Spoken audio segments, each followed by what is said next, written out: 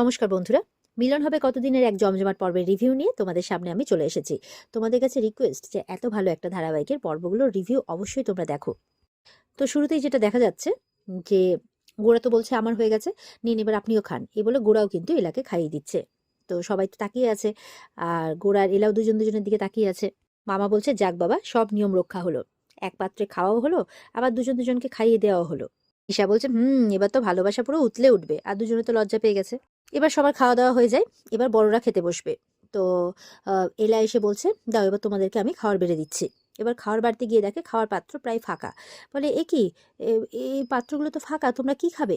তখন ওর মারা বলছে আরে আসলে কয়দিন ধরে বিয়ে বাড়িতে না অনেক ভালো মন্দ খাওয়া দাওয়া হয়েছে, তাই ভাবছিলাম আজকে একটু পেটটা খালি থাক, ভাতে ভাত খেয়ে নেবো।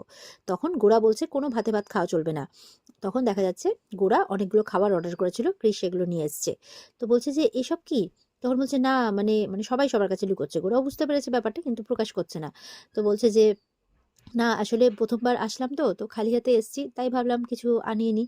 তাই জন্য তো দেখছি ওখানে চিকেন মাটন সমস্ত রেসিপি আছে, ওখানে সবার জন্য নিয়ে আনা হয়েছে।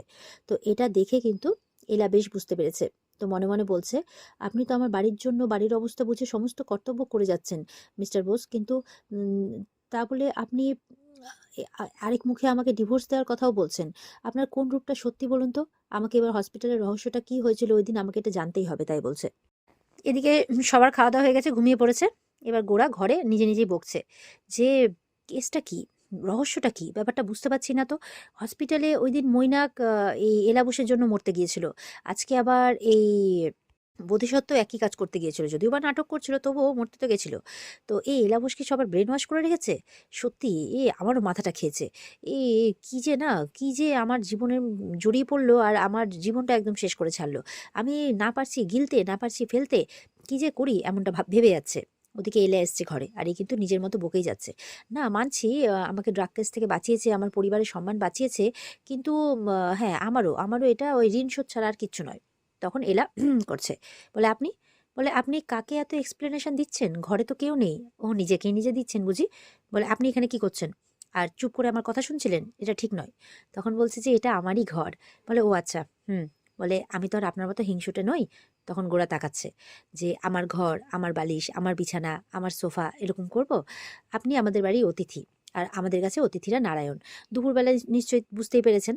তখন দুপুরবেলা যে মাছ চেয়েছিল ওই বোন, কিন্তু দিতে পারিনি, মানে এদের জন্য অ্যারেঞ্জ করেছে কিন্তু নিজেদের জন্য কিছু রাখিনি, এইসব ব্যাপার ভাবছে। তো বলছে যে আপনারও কোনো মানে অন্যথা হবে না, মানে আপনার কোনো অযত্ন হবে না, আর রাত্রে যাতে আপনি ঠিকঠাক থাকেন সেইটা খেয়াল রাখার দায়িত্ব আমার। তো আপনি চিন্তা করবেন না। মানে গোড়া বলছে তো আমরা দুজন কি তাহলে এই একই খাটে?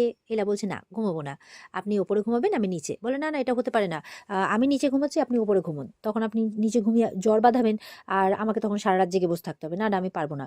বলে কোনো জ্বর হবে না, আমি জ্বরের ট্যাবলেট খেয়ে ফেলেছি। বলে আরে আশ্চর্য মানুষ তো আপনি। বলে ঘুমিয়ে পড়ুন, দেরি হচ্ছে। তো এই বলে কিন্তু বাধ্যতামূলক গোড়া এবার শুয়ে পড়ে। তো এলা ঘুমিয়ে পড়েছে। গৌড়ার কিন্তু ঘুম কিছুতেই আসছে না, খালি এপাশ আর ওপাশ করছে। বলে ধ্যার বাবা, এক তো নতুন জায়গায় আমার ঘুম আসে না, কেন যে আমি থেকে গেলাম, কেন যে হ্যাঁ করলাম। আর ইতিমধ্যেই শুনতে পাচ্ছে নূপুরের আওয়াজ, মানে গান বাজছে, কেউ গান করছে আর সমানে নাচছে, আর নূপুরের আওয়াজ সমানে পাচ্ছে। মানে কেউ নাচলে, নূপুর পরে নাচলে যেরকম হয় ঠিক সেই আওয়াজ পাচ্ছে। বলে এ কি, এক তো এত রাত্রে এরকমভাবে কে নাচছে, গান গাইছে, নূপুরের আওয়াজ, ব্যাপারটা কি হচ্ছে? তার মধ্যে বিদ্যুৎ চমকাচ্ছে, আর গোড়ার লেগেছে ভয়। এবার কি করবে, মাঝরাত কি করবে বুঝতে পারছে না। একদম লেপ মুড়ি দিয়ে বসে পড়েছে। এবার এলা বোসকে ডাকছে, miss miss Bose, miss Bose. উঠছে না, ঘুমিয়ে পড়েছে তো। তখন বলছে কি করি, ইস কেন যে আমি থাকলাম এখানটাতে, কি যে করি এবার, ঘুমও আসবে না, কি যে করি। এই বলে পুরো লেপ টেপ মুড়ি দিয়ে একদম এলার নিচে এসে এলার পাশে বসে পড়েছে। দিয়ে এবার এলাকে ডাকতে যাবে কি, এলাকে ধরেই শুয়ে যাচ্ছে পাশে ভয়ে নূপুরের আওয়াজে। এলা তখন চমকে উঠেছে, কে কে কে? তখন মুখটা চেপে ধরেছে, কেউ না কেউ না, আমি আমি আমি। এলা বলছে কি হয়েছে আপনার, আপনি আপনি লেপ কাঁথা সব নিয়ে এখানে চলে এসেছেন? উফ কি করছেন বলুন তো, আপনি আপনি ঘুমোচ্ছেন না? বলে হেই ঘুম আসছে না, আর ঘুম আসবে বলেও মনে হচ্ছে না। আপনি শুনতে পাচ্ছেন না কি সব হচ্ছে উপরে, নাচ গান সবকিছু, কি হচ্ছে এইসব? আর আপনার কান কি কাজ করছে না নাকি, শুনতে পাচ্ছেন না আপনি? এলা তখন মনে মনে হাসছে আর বলছে এই তো, এবার এই গুড়াসেনের একটু মজা নেওয়া যাক। মানে ওপরে ওদের যে ভাড়াটিয়া সেই মেয়েটা এই রাত্রিবেলা করে নাকি একটু নাচ গান প্র্যাকটিস করে, সেই আওয়াজই হচ্ছে। তো এলা এবার এটা নিয়ে ভয় দেখাবে গুড়াকে। তখন বলছে যে আপনি শুনে ফেলেছেন? বলছে what you mean by that, শুনে ফেলেছেন? বলে না আসলে আম, একমাত্র বিশেষ বিশেষ মানুষরাই এই আওয়াজটা শুনতে পায়। বলে কি কি শুনতে পায়, কি বলে যাচ্ছেন যা তা। বলছে আসলে আমাদের বাড়িটা খুব পুরনো তো, না মানে রং করা হয়েছে বলে আপনি বুঝতে পারছেন না। আহ, এটা না আগে জমিদারের বাড়ি ছিল।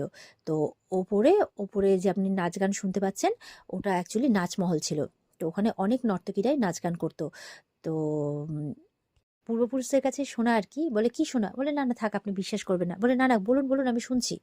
বলছে যে ওখানে না অনেক নর্তকীরই প্রাণ গেছে। আর তাদের মুখে শোনা যায়, মানে পূর্বপুরুষদের মুখে, যে মাঝে মধ্যেই নাকি কেউ কেউ এই আওয়াজটা শুনতেও পায়, আর তারা নাকি পুরো ঘরে তাদের আত্মা নাকি ঘুরে বেড়ায় পুরো বাড়িতে। বলে কি রাবিশ, একদম কি ফালতু বকছেন, এসব আমি বিশ্বাস করি না। বলে আচ্ছা ঠিক আছে, আমাকে বিশ্বাস করতে হবে না, নিজের কানকে তো বিশ্বাস করছেন আপনি, নিজের কানে তো শুনতে পাচ্ছেন, বলুন। তখন কি বলছেন বলুন তো আপনি, আপনার কান কি কাজ করছে না, আপনি শুনতে পাচ্ছেন না? বলে না, আমি শুনতে পাচ্ছি না। আর ইতিমধ্যে একেবারে বৃষ্টি হচ্ছে বাইরে, আর জানলা খুলে গেছে। তখন এরা দৌড়েছে জানলাটা লাগাতে, কিছুতেই লাগাতে পারছে না, কারণ জানলার ছিটকিনিটা ভেঙে গেছে। কি করবে, বৃষ্টির জল আসছে। তখন গোড়া বলছে দাঁড়ান দাঁড়ান, আমি আমি দেখছি। এই বলে গোড়াও গেছে। তখন ওরা দুজন দুজনে কাছাকাছি গেছে একটু জানলাতে, আর বৃষ্টির ছটা আসছে আর কি, বৃষ্টির জল আসছে। তো এলা তো গোড়ার দিকে তাকিয়ে আছে, গোড়াও এলার দিকে তাকিয়ে আছে, একটা রোমান্টিক ব্যাপার। তো এবার কি করে, গোড়া বলছে দাঁড়ান আমি লাগাচ্ছি। এবার গোড়া জানলাটা লাগায়, দিয়ে বলে চেয়ারটা আনুন। চেয়ারটা দিয়ে জানলাটাকে মানে ঠেসে রাখে আর কি, সামনেখানে চেয়ারটা রেখে দেয়, জানলাটা তাহলে খুলবে না। এবার দেখছি এই বাবা, আপনার নিচে মাদুর তো পুরো ভিজে গেছে, আপনি এখানে একদম শোবেন না, খবরদার শোবেন না। তখন এলা বলছে আমি ওপরে শোবো না, আমি এখানেই শোবো। বলছে শুনুন, এইখানে এর আগে মাটিতে শুয়ে আপনার জ্বর হয়েছিল না, এখানে শুয়ে না আপনার নিমোনিয়া হবে। তো আপনি ওপরে শুয়ে যান, আসুন আপনি উপরেই শুয়ে যান। এরা বলছে না, আমি ওপরে টোপরে শোবো না, আমি এই কর্নারে বসে থাকছি, এক রাত জেগে থাকলে কারো কিছু হয় না। তখন বলছে যে এক রাত না খেলে শুনেছি কারো কিছু হয় না, আপনি এক রাত জেগে থাকার কথা বলছেন, কি বলছেন বলুন তো আপনি। আচ্ছা ঠিক আছে যান, আপনি ঘুমাবেন না তো, আমিও ঘুমাবো না। এই বলে বসে আছে। ব্যাস আবার শুনতে পাচ্ছে সেই নাচ গান নুপুরের আওয়াজ। এলা কিন্তু হাসছে। তখন গোরা বলছে, ইস, কেন যে আমি হ্যাঁ করলাম, এই ভুতুরে বাড়িতে থাকার জন্য। চারিদিকে ভূত ঘুরে বেড়াচ্ছে, নাচছে, নুপুরের আওয়াজ, ইস কি যে হবে, এসব চলতেও থাকবে, এসব থামবেও না, কি করি। এই বলে এলার দিকে একটু এগিয়ে যাচ্ছে। আবার আবার এলাকে দেখে চুপ করে যাচ্ছে। বলছে যে দেখুন, কি করি বলুন তো, আমার তো ঘুমিয়ে আসবে না। আচ্ছা আপনি গান গাইতে পারেন তো? বলে কি? বলে হ্যাঁ, গান ধরুন তো একটা, জোরে জোরে ধরবেন। বলে কি আমি এখন গান গাইবো? বলে হ্যাঁ, আগেকার দিনে তো তাই হতো, মেয়েদেরকে এসব দেখেই মানে বউ হিসেবে বাছা হতো। তো গান গাইতে পারি কিনা আম হেঁটে চলে দেখাতে বলতো। সেই যুগে থাকলে তো আপনার বিয়েই হতো না কোনোদিনও। তো গান পারেন তো? করুন তো, করুন তো, জোরে, জোরে গান ধরুন। তখন এলা বলছে, "আচ্ছা ঠিক আছে।" দিয়ে এলা তখন গান গাইতে শুরু করে। তো এলা গান গাইছে, আর গোরা কিন্তু এলার দিকে তাকিয়ে আছে। আর ওদিকে দেখা যাচ্ছে মামির সাথে এই ঐশী একটু কথাবার্তা আলোচনা করছে। বলছে যে, "আমি ওই বাড়িতে কিছুতেই ফিরে যাব না। জানো তো, এই কৃষ, এ এর মা, এরা নাকি কোনো কিচ্ছু দাবি করবে না। এদের নাকি কোনো দাবি-দাওয়াই নেই। আমাকে জোর করে ওখানে বিয়ে দিয়ে দিল। আমি আর ওই বাড়িতে ফেরত যাব না।" মামি বলছে, "শোন, নিজের পায়ে নিজে কুড়ুল মারিস না, হ্যাঁ? তার চেয়ে এই পরিস্থিতিটাকে বদলানোর চেষ্টা কর।" বলে, "মানে?" বলে, "মানে আমি যেটা শুনেছি, তোর কাকি শাশুড়ি যেটা বলেছে, যে তোর এই শাশুড়ি মাকে না তোর শ্বশুরমশাই ভালোবেসেই বিয়েটা করেছিল। সুতরাং সমান অধিকার, আর আগে অধিকারটা কার হয়? তোর বরেরই হয়, তাই না? তো শাশুড়িকে কান ভাঙা, তাকে বোঝানোর চেষ্টা কর যে তারও সমান অধিকার এই বাড়িতে।" তখন বলছে, "আরে আইডিয়াটা তো খারাপ দাওনি। এবার আমি মিষ্টি মিষ্টি কথা বলে একবার যদি কৃষের মন ভোলাতে পারি, তাহলে আমার কাজ হয়ে যাবে।" এরকম যুক্তিবুদ্ধি করছে। আর ওদিকে এলা গান গাইছে, আর নিচে যে মাদুর টাদুর পাতা ছিল, চাদরটা তো সবকিছু উঠিয়ে দেয়, গুটিয়ে দেয়। আর গোরা কিন্তু এলার দিকে তাকিয়ে আছে। তো গান শুনতে শুনতে গোরা কোথাও একটা হারিয়ে গেছে। আর এলা কিন্তু মাদুর টাদুর গোছাতে গোছাতে সাইডে কোথাও একটা গেছে। আর গোরার যেই ধ্যান ভেঙেছে, আর দেখতে পাচ্ছে না এলাকে। তো দেখতে পাচ্ছে না, এদিকে অন্ধকার, এদিকে বিদ্যুৎ চমকাচ্ছে, বৃষ্টি পড়ছে, ওদিকে নুপুরের আওয়াজ। "এই আপনি কোথায় গেলেন? এলা বোস, এলা, এলা বোস, কোথায় গেলেন আপনি? দিস ইজ নট ফেয়ার, কোথায় গেলেন আপনি? এটা কিন্তু ঠিক হচ্ছে না।" তখন এলা ফট করে চলে আসে, এসে গোরার মুখটা চেপে ধরে। বলছে, মানে অনেকক্ষণ তাকিয়ে আছে দুজন দুজনের দিকে, বলছে যে এক মুহূর্তেও তো আমাকে ছাড়া থাকতে পারছেন না। আবার বলছেন যে আমাকে ডিভোর্স দেবেন, থাকবেন কি করে সারাটা জীবন আমাকে ছাড়া? গোরা কিন্তু তাকিয়ে আছে এলার দিকে, এলাও তাকিয়ে আছে। আর যতবার বিদ্যুৎ চমকাচ্ছে, ততবার ভয়ে এলাকে একদম জড়িয়ে ধরছে গোরা। তো এই চলছে। আর এই চলতে চলতে এখানেই কিন্তু আজকের পর্ব শেষ হয়ে যায়। তো এই ছিল আজকের পর্বের রিভিউ। ভালো লেগে থাকলে পর্বকে লাইক কমেন্ট করে জানাতে ভুলবে না, আর আমাদের সাথে জুড়তে চ্যানেলকে সাবস্ক্রাইব করতে একদমই ভুলবে না। আশা করবো আজকের পর্বটা তোমাদের খুব ভালো লেগেছে।